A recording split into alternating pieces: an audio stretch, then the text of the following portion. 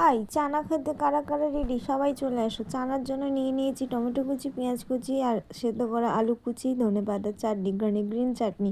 তার মধ্যে শুকনো লঙ্কা, ধনে গুঁড়ো, জিরে গুঁড়ো একসঙ্গে একটা পেস্ট ছিল।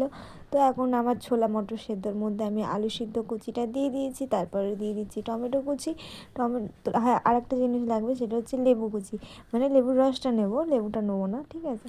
তো এবার তারপরে টমেটো কুচিটা দেওয়ার পরে লেবুর রসটা আমি দিয়ে দিয়েছি, মানে অনেকগুলো আমি লেবু দিয়েছি যাতে টকটা বেশি করে হয়। টক খেতে তো সত্যি বলছি দারুণ লাগে, তো ওই জন্য টক টক করে খাওয়া হয়ে যায় না, ওই টকটা দিয়ে দিয়েছি। তারপরে দিয়ে দিচ্ছি গ্রিন চাটনি, মানে ধনেপাতার চাটনি।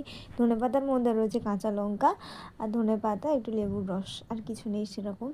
তো সেটা মিশিয়ে নিয়ে আগে আমি মানে মশলাটা দিয়ে তারপরে একটু তুলে রাখবো, ঠিক আছে? যেহেতু আমি যে কুচানো পেঁয়াজটা সেটা আমি দিইনি একটাই কারণে, যেহেতু কাঁচা পেঁয়াজ হোমিওপ্যাথি ওষুধে চলে না, সেই কারণে। তো ওটা তুলে নিয়ে তারপর পেঁয়াজ কুচিটা দিয়ে আর সেই